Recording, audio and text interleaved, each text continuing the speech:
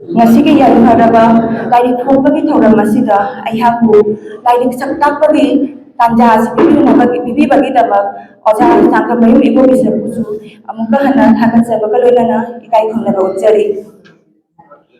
Kabi sangka mayu ibu bisa in kumjali singa maka japan humbubi Julai ki tang amada asamgi kasar jila ki manungzana laiba single board ki haisnam laikai da taibang phawraki mahaki apobagi minna takam mayum tauramani kawi aduga apobigi minna laikhidraba takam mayum ombi thaudang pujala kawi kabi takam mayum ibo bisa sahidya bu nusijaba amadi mathawai dubjaba yoy abani kabi asi sahidya na mari lainaba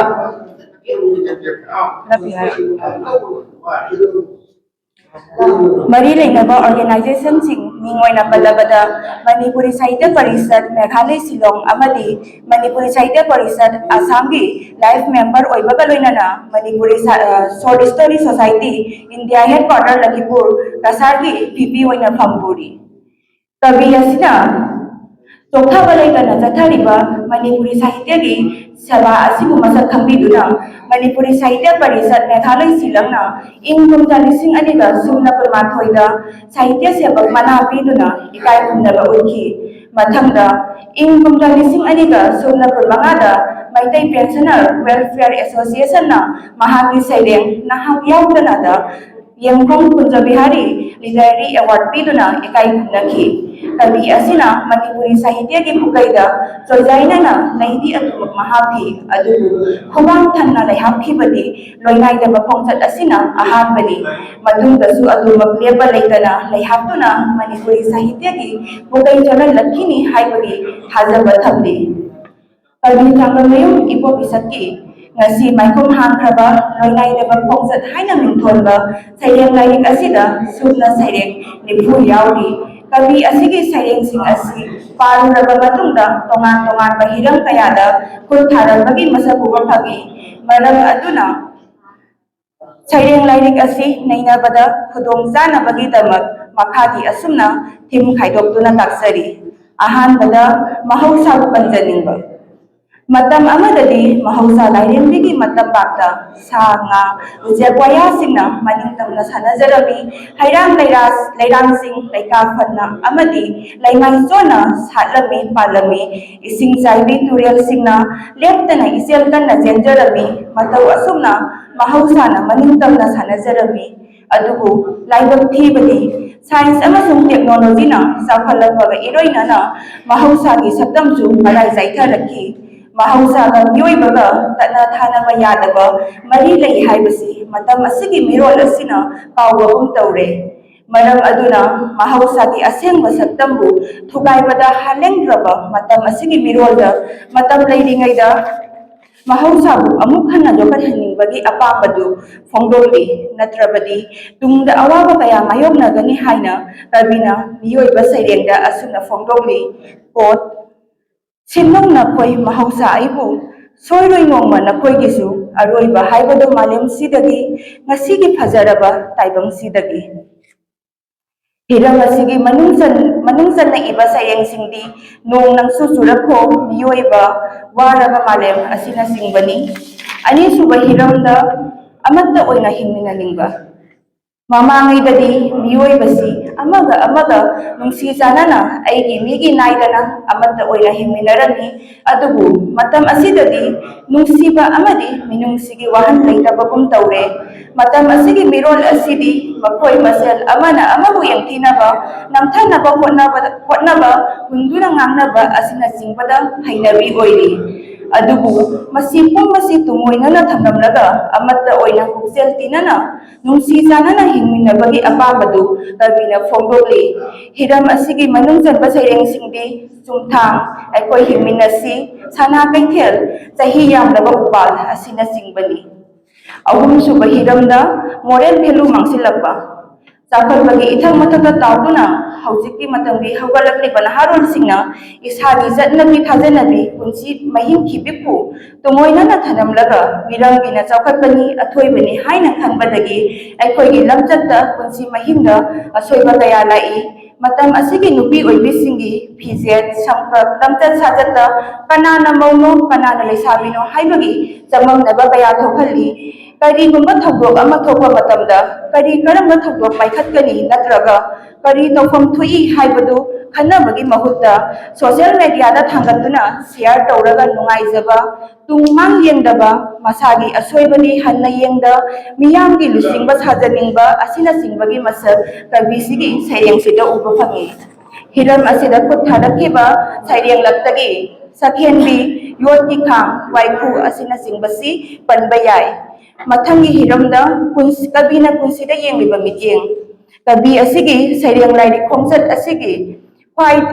loinaidaba khomsat asigi khwaidagi maru oiba amadi khwaidagi pamjana uthokpa pamliba hiramsi kabina kunsida yengliba mityeng asini haibada haimanba thokloi taibang panda pokngamdana poklaba miyoiba punsibu kabina yamna luna khanjai taibang palsida poklaklabadi siba haibase mahausani madom laglaga madom hankigadaba miyoi pokni maram aduna hinglingai matam asida sari zatli sor holi haiduna panghin hingbanade karisu kanade masidi taibang punsibu mahayalhandabani mamal pidabani maram aduna hinglingai matamgi manungda tungkoina aikhoibu Kauhongdanaba afaba thabak kaya tawronggadabani ninghanaba leitana punsi sintha pangthokgadabani matamgi mamalbu masak thangna chatgadabani haina pauda kaya piri loinana kabi masabaksu matam leiringai punsida sintha matik chana pangthokpa ngamhaudabagi nungnangbagi masaksu mahagi sairengsinda uba phangi hiram asiga mari leinana kuthaba sairenglaktagi ai loinaidaba khongsat poloida wari saklon nongmadi soidre matam leiri punsi hidienda asina singba panbajai manga suba hiramda maraibang ningba kabi asigi saireng singgi layekta maraibang maramda bunsiba mamaron bu kanjaningba maitai mayembu yokat janingbagi majusu atumak tairamba theknei kabi asigi wagat imadi leikonda amasung pamjai angokba machuna singba saireng singda maraibang ningbagi machu sanglamba Tengnei, kabi asigi wakat sairengda matam asigi mirol asina hinglingai maitai aikhoigi haukraba itihas mahausagi phajaba na singbagi maramda iduna tunggi mirona khangnaba thanamsi haina kabina phongdoli science amasung technology na chaphatlakbagi mahai oina karigumba ama khangdaba thorakpa matamda mioi amana amada hangnadre google da oina hangnare adubu laibak thibadi google da manipuri data matik chana entry tawdrabadi lana pauhum biduna aran walamida tungi mirolbu lamjing bajai aduna matam asigi mirolda matik chana iduna source kaya thamhaning bagi apapadu phongdoli asita sunatana imarungi mahisingda Lahir tamkhatlakiba angangsingbu thaduna Manipuri loan mayekna singbabu jokadhaning bagi apambadu phongdokpaga loinana maitai sa aikhoi natana mitop amatana aikhoigi loan asi ngangbiroi tambiroi haina matam asigi maitai jasingbu mikap thokhanaba hotnari Kabi sangkamayum ibu bisaki saireng laidik asida symbol illusion allegory metaphor na singba sijinabagi masabuwa phangi Kabina allegory sijinaba saireng amagak laukhatuna miyam mangda nangthokjari lei amagi punsi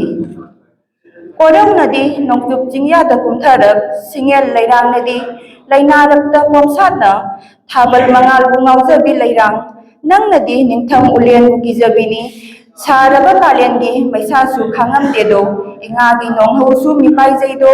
khoimugi namthaksu pamdedo panthau sumangi leikongi naitom satpi leirangnido tiklaba ahingi thengla tanglauda loijing loyagi namiba nungsitna purakpa mapau ngairinge khangjengba khoimuna naronda sikna chilokna khiba Ohaude khanghaude aisu masu tanjadu dagi laisa tamlakhi laika panna lainamna laikai pan lanki mikup kharagi oina lairang punsi thamna lakki laijagum ayuk yanda anganba yahau thengba khoimuna khongdarak tringai choijaina kele do laimaida oirare singengi aroiba miku thamlamlaga siom nungda thotlaba layom ama nungsi khudol oina malem sida